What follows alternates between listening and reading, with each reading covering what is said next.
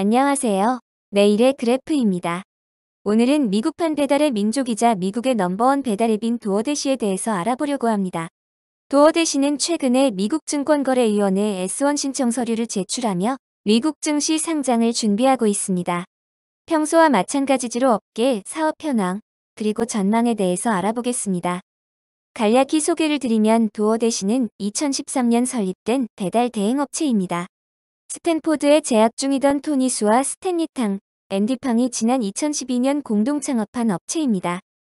중국인들 중심으로 미국에서 설립된 회사이기 때문에 언론에서는 중국인들의 아메리칸 드림을 성취라는 제목으로도 소개하고 있습니다. 국내의 배달의 민족과 유사한 서비스를 제공한다고 보시면 됩니다. 어플이나 홈페이지를 사용하여 음식 배달을 주문할 수도 있고 예약을 통해 음식 픽업도 가능합니다. 지금까지 연간 기준으로 이익을 낸 적은 없지만 벤처 캐피탈 등으로부터 유치한 누적 투자액 약 30억 달러를 기반으로 경쟁업체 및 자율주행 기술 기업 등을 인수하는 등 공격적으로 사업을 확장해 왔습니다. 올해 3월 처음으로 그룹허브를 꺾은 뒤 계속해서 대출 1위를 유지하고 있습니다. 그럼에도 아직 유저 수가 미국 인구의 6%밖에 되지 않기 때문에 시장 확대 가능성이 높다고 자신하고 있습니다. 총 39만 사업주와 계약하고 있고 약 100만 명의 배달 대셔들을 통해 1,800만 명의 소비자들을 연결시켜주고 있다고 합니다.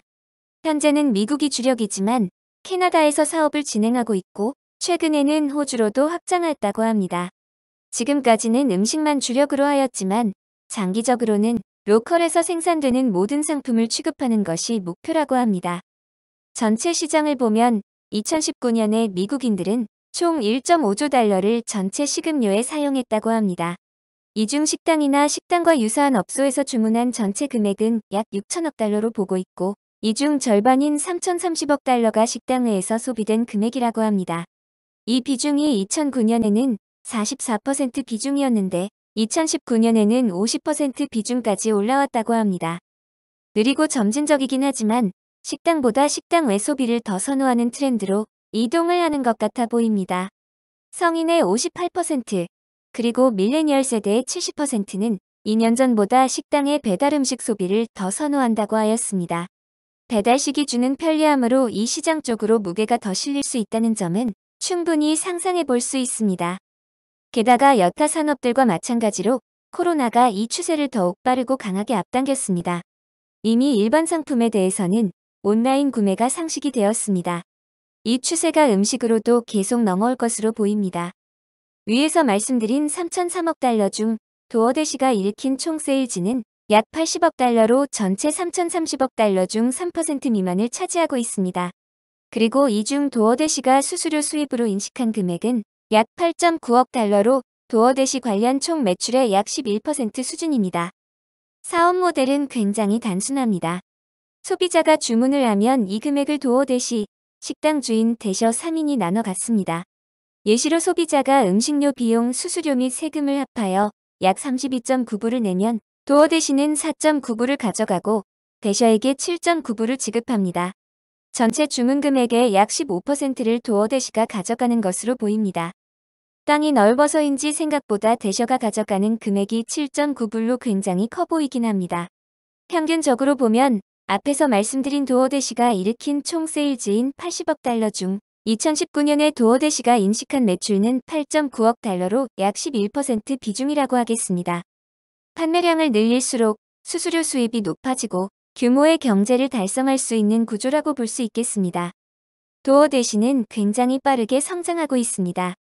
2018년 1월에는 시장의 약 17% 비중만 차지했지만 2020년 10월에는 그 비중이 50%까지 급증했습니다. 시장의 반을 차지하고 있습니다. 이제 우버이츠가 26%, 그룹허브가 약 16%를 차지하고 있습니다. 도대체 어떻게 이렇게까지 치고 나갈 수 있었을까요? 그 답을 손익계산서에서 어느 정도 찾을 수 있습니다. 2019년과 올해 9개월만 비교해봐도 충분히 개선세를 느낄 수 있습니다. 올해는 9월 수치밖에 없지만 매출은 약 9억 달러에서 19억 달러로 116% 증가했고 비용은 15억 달러에서 20억 달러로 33% 증가했습니다. 영업 개선세로 영업 손실은 6억 달러에서 1.3억 달러로 큰 폭으로 감소했습니다. 2019년 9월 기준으로 봐도 영업 개선세는 뚜렷한 것으로 보입니다. 1개월 정기 이용권인 대시패스에 가입한 이용자는 9월 말 기준 500만 명을 넘어서기도 했습니다.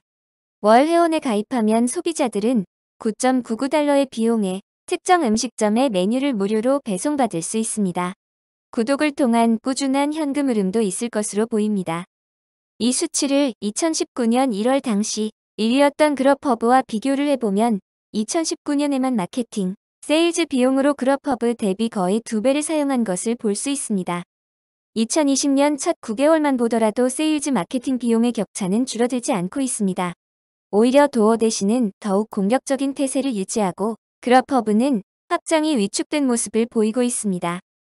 이 비용만이 전체를 설명하지는 않겠지만 공격적인 영업 마케팅 유저들에게 다양한 인센티브 부여, 브랜드 인지도 향상을 위한 광고 등이 차이를 이뤄내지 않았을까 유추해 볼 수 있겠습니다. 문제는 그룹허브가 보유한 현금이 4.7억 불 정도밖에 되지 않습니다.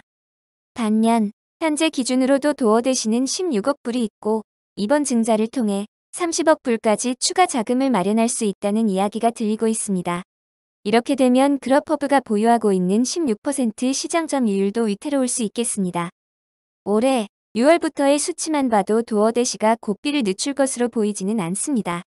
매출 원가는 더욱 높아져가고 올해 3분기에는 전년 동기 대비 약 73%가 증가한 세일즈 마케팅 비용을 집행하였습니다. 더 공격적으로 영업 활동을 하여 지금 있는 경쟁 업체들이 더 이상 치고 나오지 못하게 할 의향으로 보입니다. 시간과 자금이 도어대시의 편으로 보입니다. 밸류에이션은 어떨까요?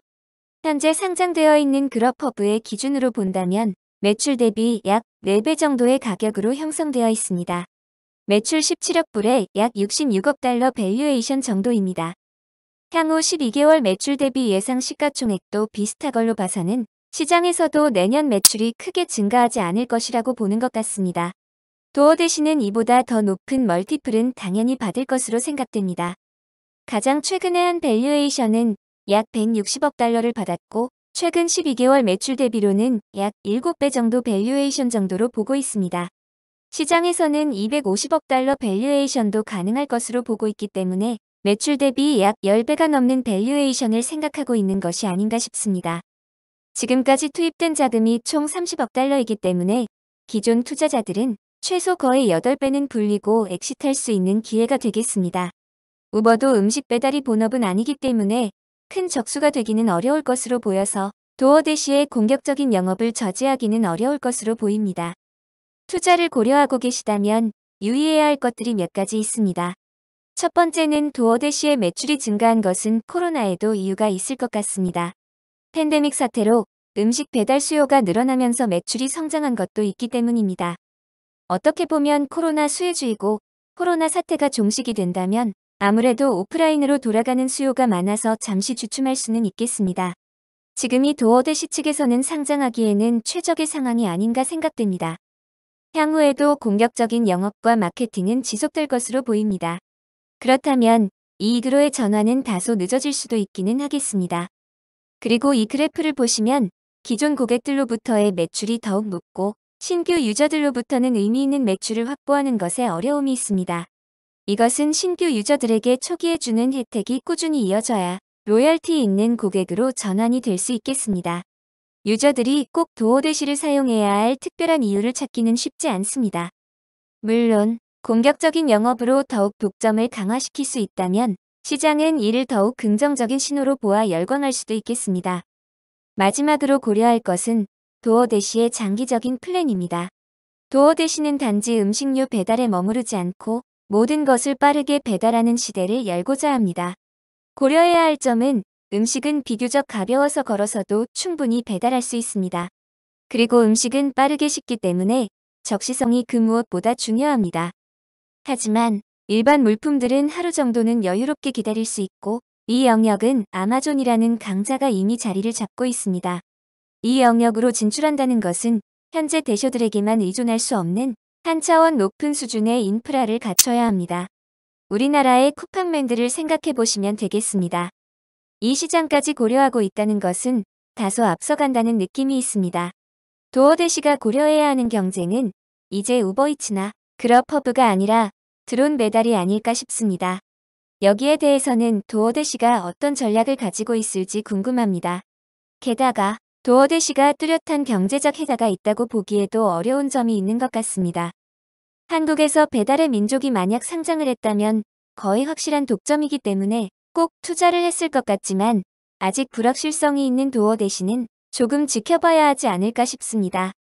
관심이 가는 종목이긴 하지만 250억 달러까지 지불하고 살 정도인지는 의문이어서 그 아래에서 혹시나 주가가 형성이 되면 일부 자금 투입을 고려할 것 같습니다.